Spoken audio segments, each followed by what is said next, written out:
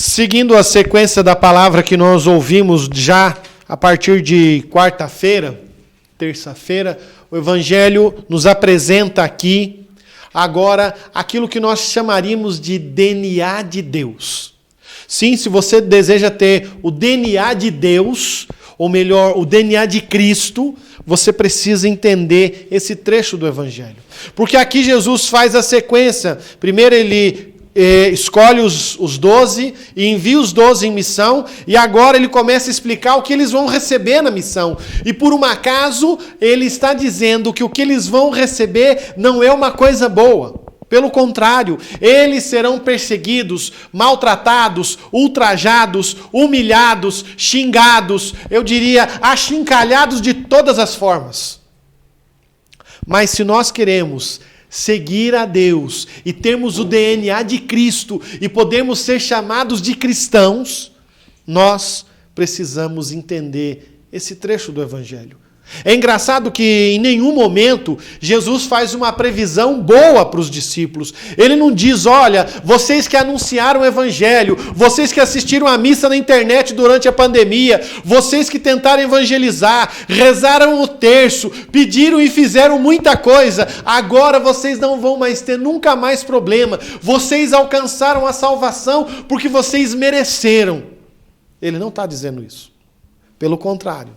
Ele está dizendo para você que todos os dias liga a internet e procura assistir essa Santa Missa aí na sua casa. Ele está dizendo que sim, você vai ser maltratado, humilhado, xingado, você vai ser chamado de barata de igreja. O que adianta você ficar rezando aí com Santa Carona, porque não vai resolver nada. Você é ruim desse tanto, reza desse tanto e é ruim desse jeito.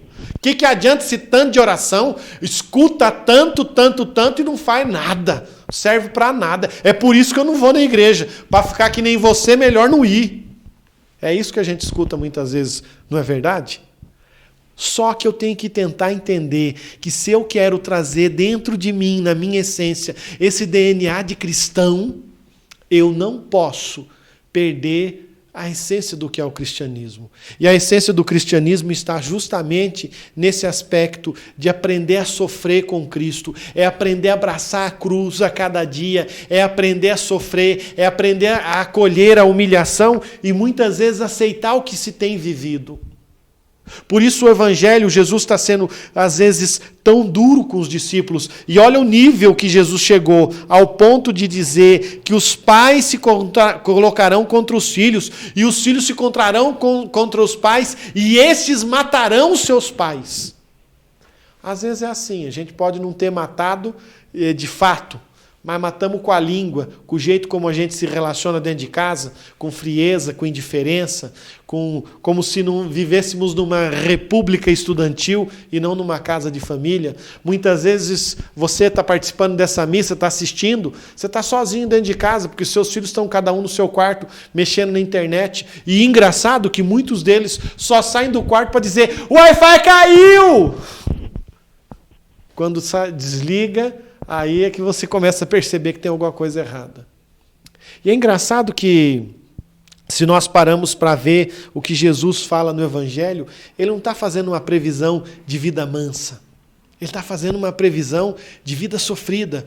E é engraçado que, se a gente parasse para olhar, até os evangélicos, desculpe se você é evangélico, está assistindo essa missa, que bom, seja bem-vindo a essa igreja católica, mas muitas vezes você vê evangélico pregando uma prosperidade, uma alegria agora, uma alegria nessa terra. E é engraçado que existe até uma corrente moderna da teologia que diz isso. E ela tem entrado dentro da igreja, e inclusive dentro da igreja. Porque se nós paramos para olhar, a perseguição ela não começa de fora, ela vai começar dentro da igreja. Existem alguns temas que os padres já não podem mais falar. Exemplo simples, né? Eu falei que a Laís atrasou. Já tenho certeza que tem alguém que sempre escreve no chat. O padre não pode ficar corrigindo em público. O padre isso, o padre aquilo. Os mimizentos de plantão. Uma religião de gente chorona, de gente que fica reclamando e resmungando, porque não suporta, muitas vezes, a dureza ou a correção. Porque muitas vezes nós queremos conforto, nós não queremos verdade. E é engraçado que se a gente trata de alguns temas aqui, exemplo, ideologia de gênero, homossexualismo, lesbianismo, casais segunda união, questão de filhos, paternidade e uma série de outros temas, vão falar, o padre é radical, ele é duro, ele é bruto, ele é no seu... Porque muitas vezes não é que ele é bruto, é porque bate na minha ferida e eu faço aqueles 5 caminhos, né? Primeiro eu começo a negar, depois eu começo a tentar entrar na recusa, até eu chegar na aceitação que já está no fim, e aí já passou-se muito tempo.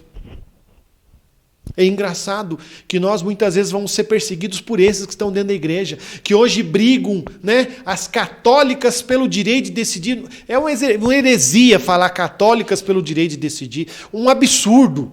Por quê? Porque, na verdade, eu estou indo contra a lei de Deus. Jesus nunca pregou que nós tínhamos direito de decidir as coisas. E o filho que está na tua barriga não é teu. Deus que colocou aí, você está tirando, está matando sim. Era melhor a gente ser romano, né? Eu gosto dos romanos, eu curto os romanos. Eu curto, inclusive, os nazistas também. É interessante, porque o nazista não cometia aborto. Ele deixava a criança nascer para matar depois, que era mais fácil. Nossa, padre, mas que coisa dura. É verdade. Mas se a gente muitas vezes falar de temas duros como esses, a gente mas a gente quer aceitar, né? Aborto, ideologia de gênero, homossexualismo, família. O importante é ser feliz. A pregação, né? O importante é ser feliz. A autoajuda, né?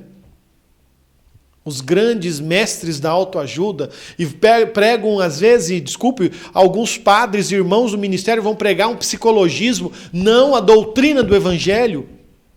E é engraçado que, se nós paramos em conformidade com o texto que o Evangelho nos apresenta hoje, ele está dizendo para nós, olha, vai ser sofrido, vai ser duro, vai ser difícil. Por conta disso. Porque nós precisamos entender que, se termos o DNA de Cristo, nós não vamos ser diferente do Mestre. Para termos o DNA de Cristo, eu preciso aprender a amar minha cruz. Eu preciso aprender a sofrer com Cristo. Eu preciso aprender a querer carregar na minha carne as chagas de Cristo. E muitos de nós queremos um Cristo, mas um Cristo do conforto, um Cristo da coisa boa, um catolicismo de internet, de Netflix, um catolicismo de vida boa e tranquila. Desculpe, irmão, esse catolicismo não é o que Jesus Cristo pregou. O catolicismo que Cristo prega é esse de gente firme. É esse que nós aprendemos a abraçar a cruz e, independente da dificuldade que tenhamos, continuamos insistindo. O catolicismo que Jesus Cristo nos ensina, e esse é o DNA de Cristo. Se eu quero trazer dentro de mim esta marca do DNA de Deus, eu preciso começar a mudar minha mentalidade e pensar segundo Cristo. Foi por isso que ele falou para os apóstolos dessa forma, porque Pedro, mais lá na frente, vai dizer depois, mas e nós que abandonamos tudo, Senhor, e te seguimos, o que nós vamos ganhar? Com aquela mentalidade que eu tenho que ganhar agora. E Jesus não prometeu nada para esta vida. Ele prometeu para a vida futura. Ele prometeu quando nós aprendermos a entender o que é abraçar a cruz. Que nós possamos entender bem. E eu quero que você compreenda bem. Olha que o padre exaltou até os nazistas, sim.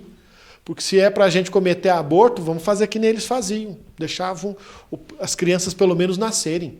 E matava depois. Os romanos, né? Perpétua infelicidade.